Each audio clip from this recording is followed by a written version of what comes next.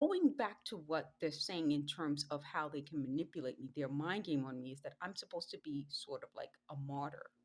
You're supposed to sacrifice. And I think when they said something just right now, um, they said something about mothers, but meaning I don't want to just go based on what they're saying. I want to talk about what we're talking about, which is the mind game that if they can target a certain person who is going to think of themselves as a martyr, they'll come with with their issues and you're supposed to take care of them.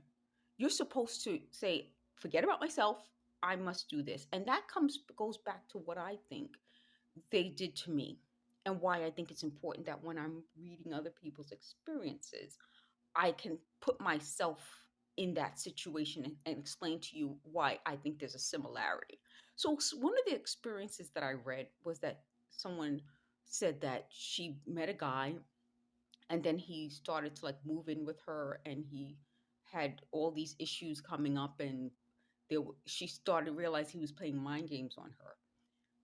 And when I think about the experiences I've had, they said they always send in men who they didn't say, they want to say that these men are always gay or bisexual, but I think it's something deeper than that. The mind game is that he's not as attracted to me as he seemed, meaning I'm not necessarily pursuing him, but initially he'll seem really sexually attracted to me and then he's not sexually available to me.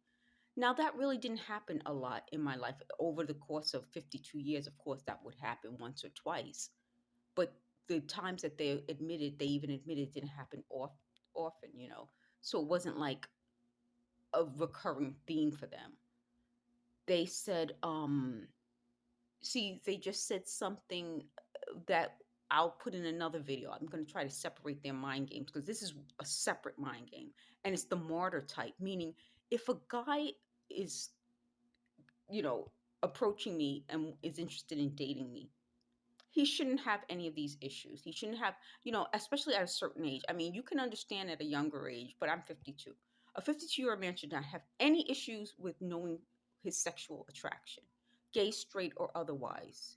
If he's not interested in sex, if he for some reason isn't a sexual person, then he should know how to express that at a certain age. So I think that was one of their themes that they said they were looking into because they didn't do this all along. We're gonna that was another mind game. Let's just end it with let's end that mind game.